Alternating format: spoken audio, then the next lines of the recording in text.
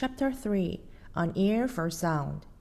At 16, Alec felt too old to still be living at home.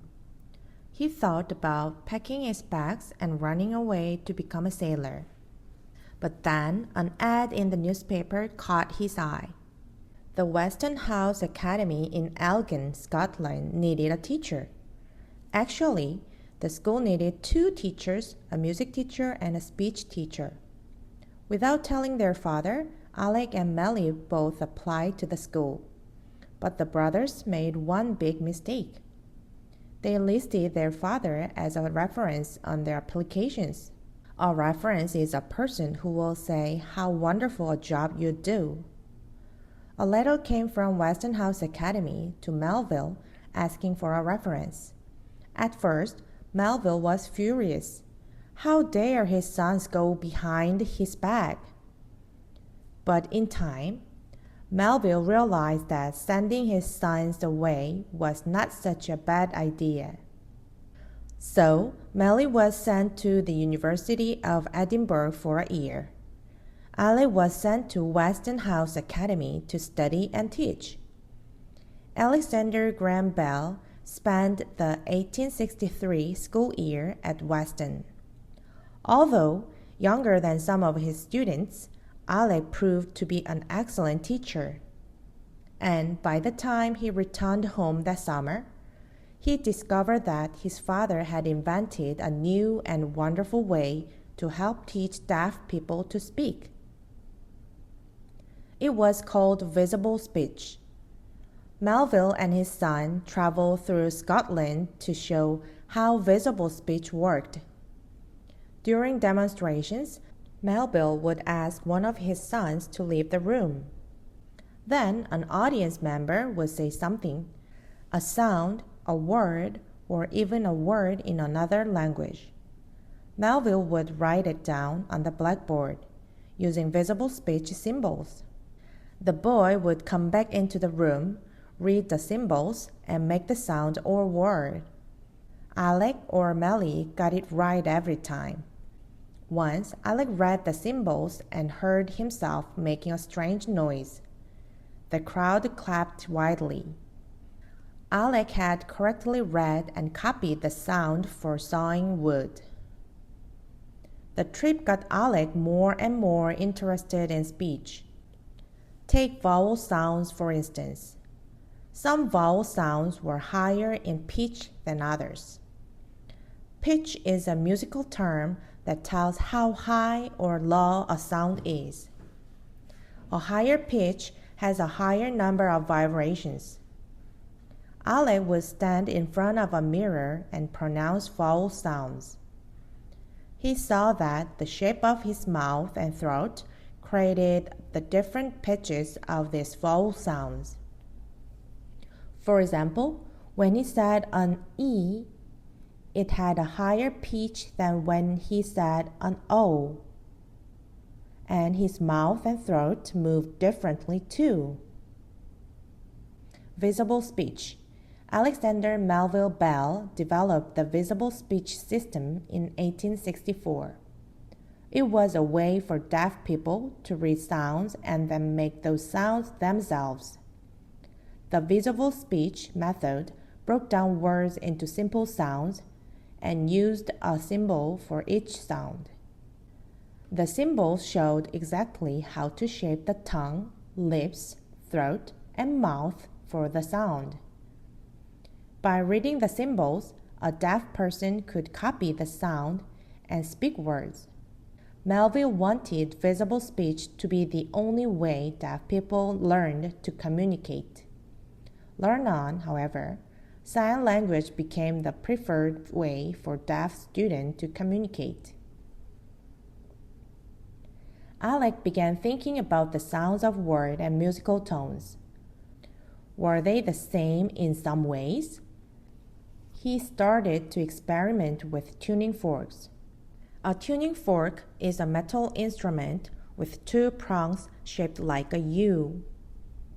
When a tuning fork is hit, it sings out a specific pitch. This is why tuning forks are used to tune musical instruments. the sound that a tuning fork makes sends sound wave into the air. Whenever Alec hit a tuning fork to make it vibrate, he'd sing the pitch that the tuning fork made. Alec put the vibrating tuning fork next to his mouth while he silently mouthed vowel sounds. When one of his vowel sounds made the tuning fork vibrate faster, he knew he had found the vowel's pitch. He was right. Speech and musical tones were alike. It turned out that scientists in Germany had noticed the same thing. Alec read about his experiments. The trouble was that the information was in German. Alec knew some German, but not much. He thought the scientist had sent vowel sounds electrically over telegraph wires. The German scientist had not done yet.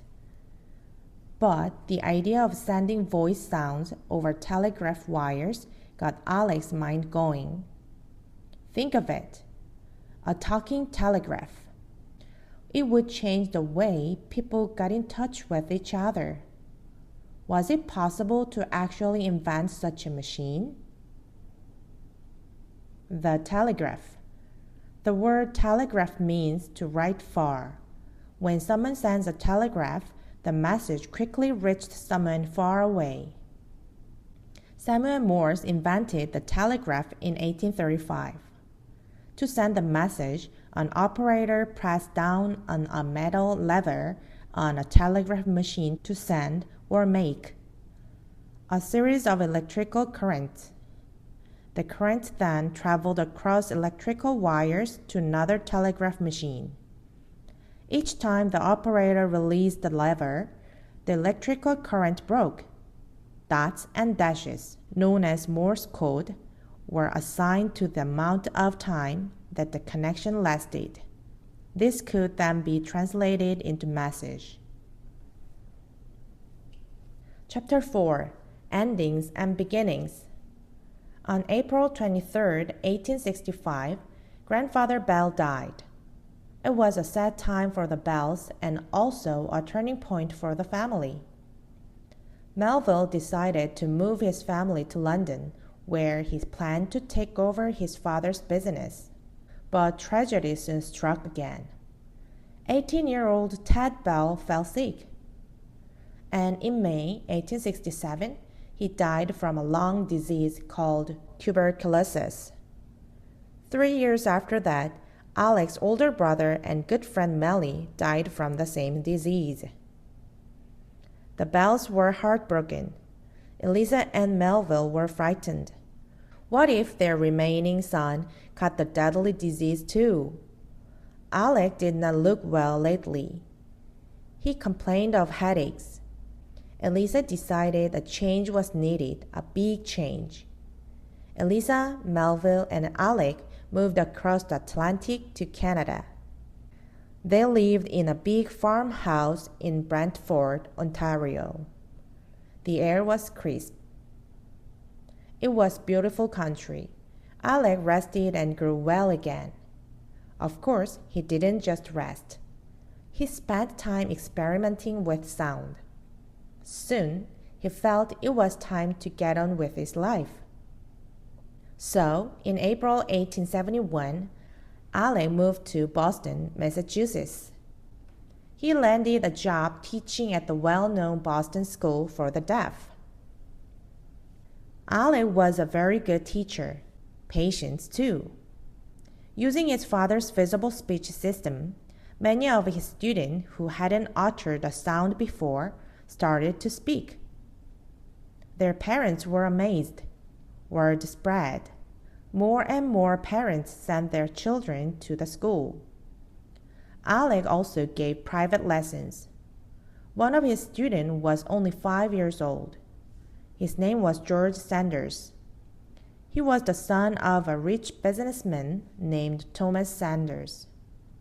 George was born deaf. He had never spoken a word. He couldn't communicate. Alec taught George to read and spell by making a special glove with the alphabet on it. Soon, George could spell the names of his toys, and before long, he could ask for anything he wanted just by spelling out the words. George's father was very pleased. Alec was always looking for the next new way to help people speak and communicate. By 1872, the Western Union Telegraph Company was able to send 2 messages over the same telegraph wires at the same time. 2 messages? Alec was amazed. Up until now, only 1 message could be sent at a time. Alec started thinking, if it was possible to send 2 messages at a time, why couldn't many messages be sent? Maybe there was a way to send the vibration of a tuning fork down a telegraph wire to make a tuning fork at the other end vibrate at the exact same pitch. And if several pairs of tuning forks were used, perhaps Alec could even send many messages at once. Alec called this idea a harmonic or multiple telegraph. Now, he just had to find a way to create it. Alec was lucky. He was offered a job at Boston University. It was an honor for a man who had no college degree himself. Alec earned a good salary. He also kept working with private students like George. And he had a new place to live, 2 rooms in a big house that belonged to George's grandmother. Alec used 1 room just for his experiment. Alexander Graham Bell was only 26 years old, and boy, did his future look bright. Chapter 5, A New Direction. Alexander Graham Bell was one busy guy. During the summer of 1874, he went to Brantford to rest. Well, he really didn't rest that much.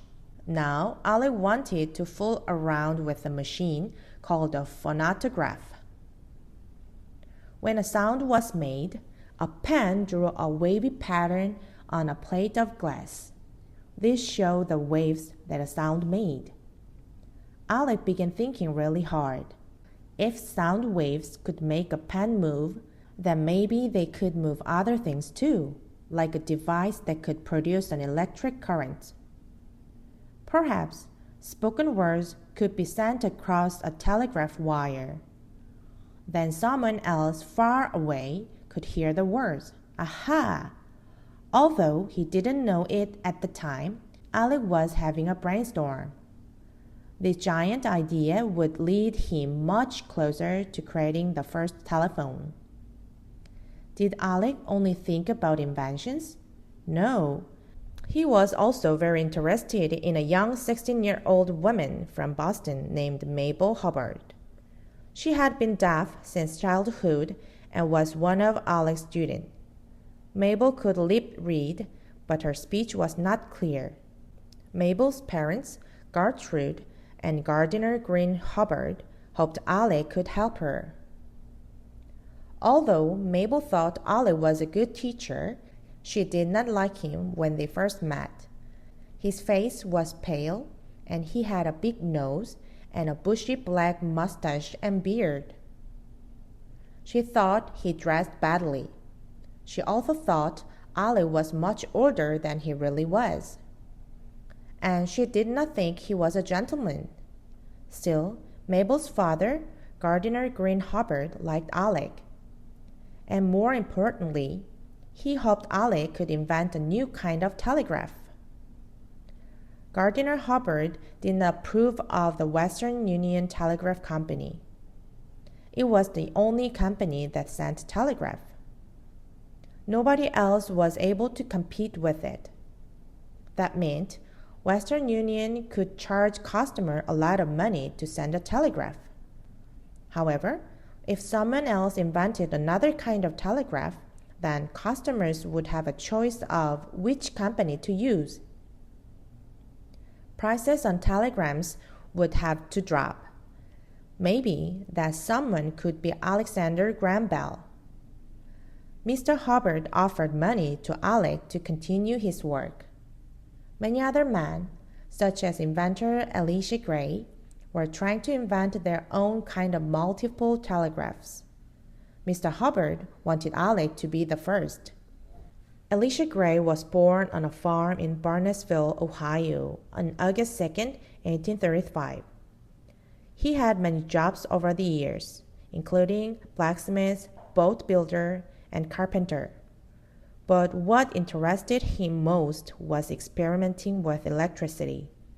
Like Bell, Gray thought it was possible to transmit multiple messages across the telegraph wire.